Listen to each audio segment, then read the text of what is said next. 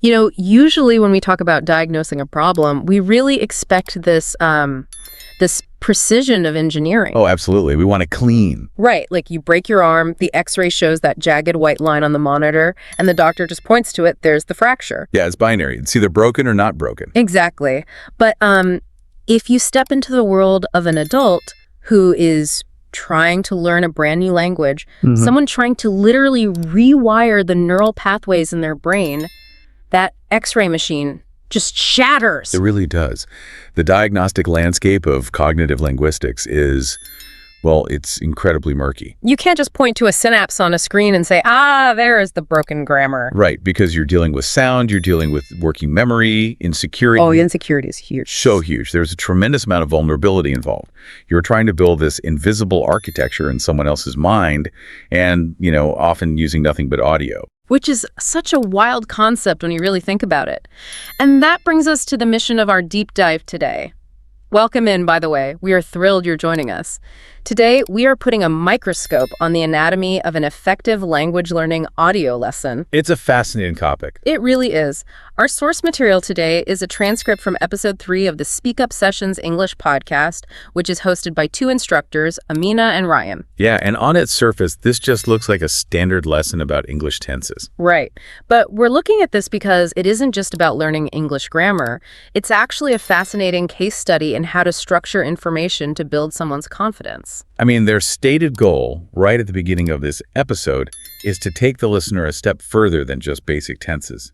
They want to move them toward making sentences more natural and confident. What's fascinating here is how much pedagogy is packed into such a short exchange. Yeah, they're having what sounds like this breezy, casual chat, but beneath that approachable audio surface, they are executing a highly sophisticated blueprint for adult language acquisition. They're basically hacking the listener's brain. Exactly.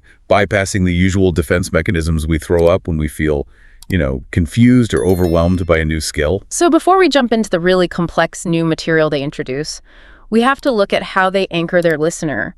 We need to transition into looking at their quick review segment.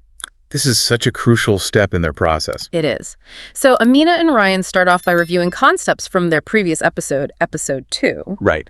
Ryan prompts Amina, and she defines the present tense as being used for daily routines and facts. And her example is just, I study every day. So simple. Right. And then for the past tense, she defines it as finished actions with the example.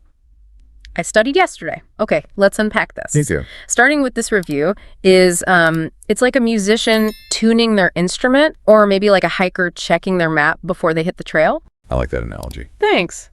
It establishes a baseline of success before the real work begins.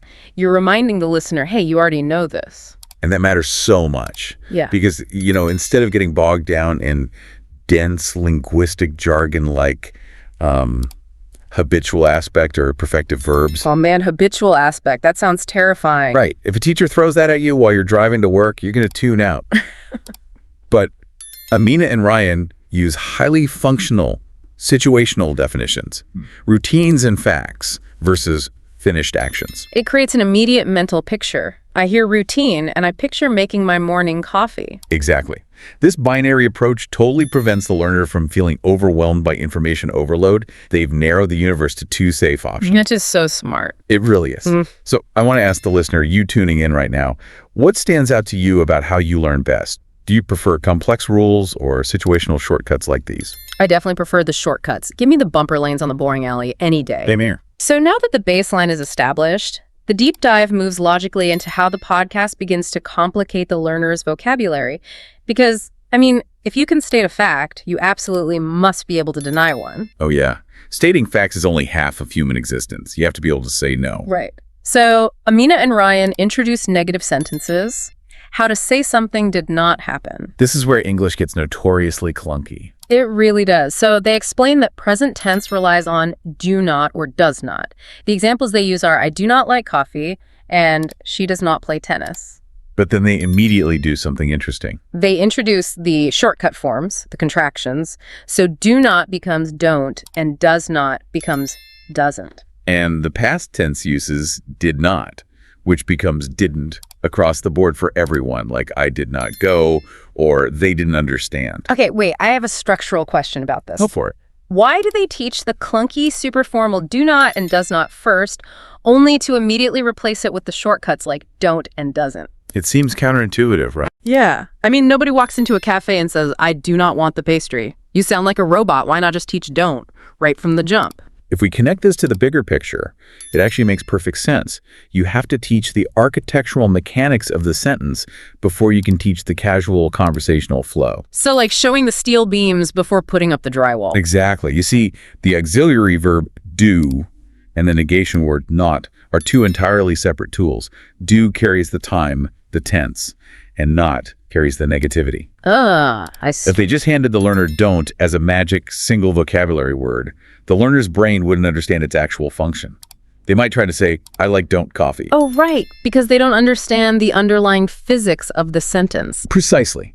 Showing the formal rule honors the adult learner's intelligence, and then calling it a shortcut directly fulfills the episode's opening promise to make sentences sound more natural. It reframes a grammar contraction as a reward. That is brilliant. It really is a clever framing device. All right, so denying facts is one thing, but true conversation requires two-way interaction. You have to be able to ask questions. Exactly.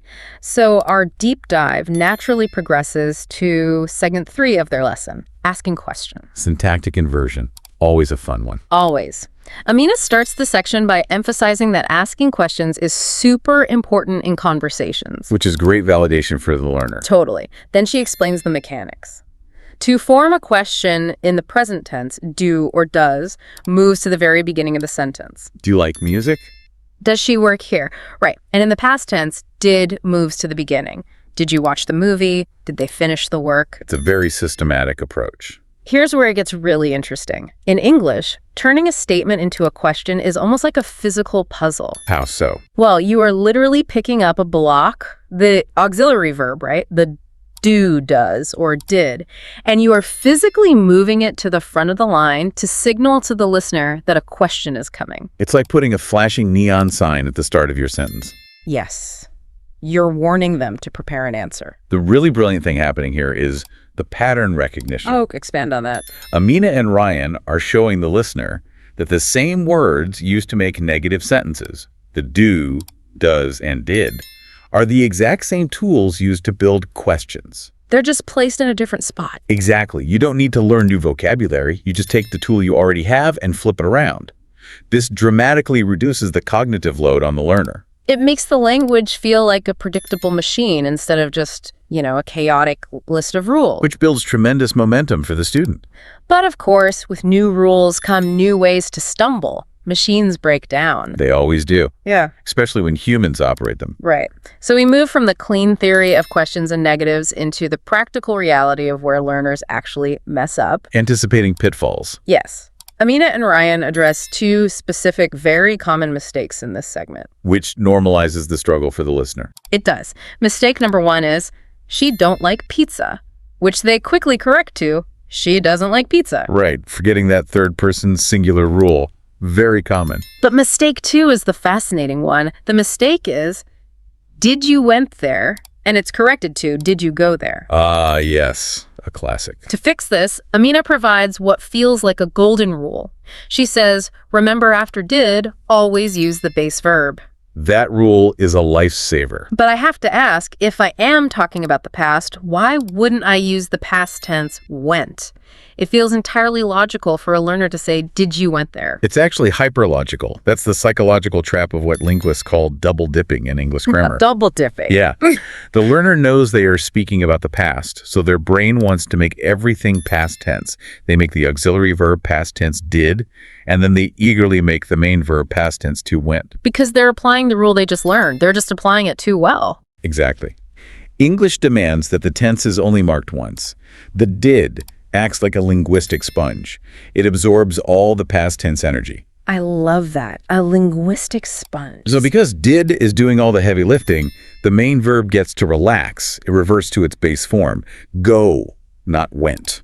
That makes Amina's golden rule base verb after did so elegant. It acts as a mental circuit breaker for the learner. That's a perfect way to describe it. When you're speaking under pressure, you don't have time to run a grammar diagnostic. You need a rule that fires in milliseconds to stop the error before it leaves your mouth. Did you? Breaker trips. .go. It stops them from over-applying the past tense rule. It's absolutely crucial for real-time conversation. Which is the perfect segue because theory is totally useless without application. So true. The deep dive now shifts to analyze how the podcast transitions from lecturing into an interactive flight simulator for the listener. This is where the audio medium really shines. Amina and Ryan perform a short role play that mixes present and past naturally. I'll read it really quick. Do you study English every day? Yes, I do, but I didn't study yesterday. Why not? I was busy. It sounds so simple, but the design there is incredibly sophisticated. Right. It's just 4 lines. In just 4 lines of dialogue, they pack in a present tense question. Do you? A present tense affirmation. Yes, I do.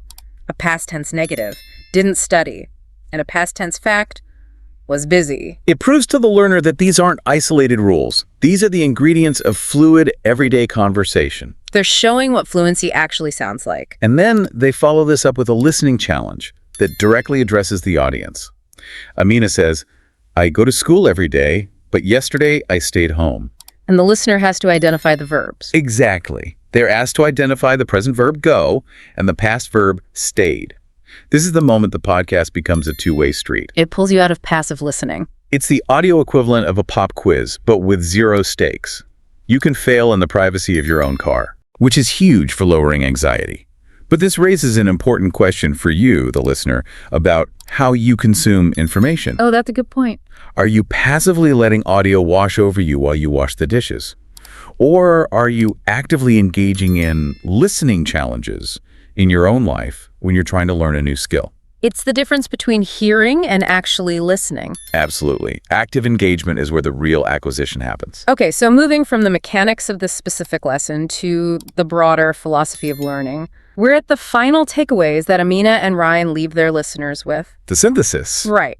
They offer a grammatical summary, use dodos for present negatives and questions, use did for past negatives and questions, and always use the base verb after did. Tight and functional. But then there's the psychological summary. Amina says, practice speaking daily. Ryan shares his mantra. Small steps every day lead to big progress. I love that mantra. And their final sign-off advice is, keep practicing, stay consistent, and don't be afraid to make mistakes. They really stick the landing there. So, what does this all mean? How much of mastering a new skill is about the technical rules, the grammar, and how much is purely psychological, like not being afraid to fail? I'd argue the psychological hurdle is much higher.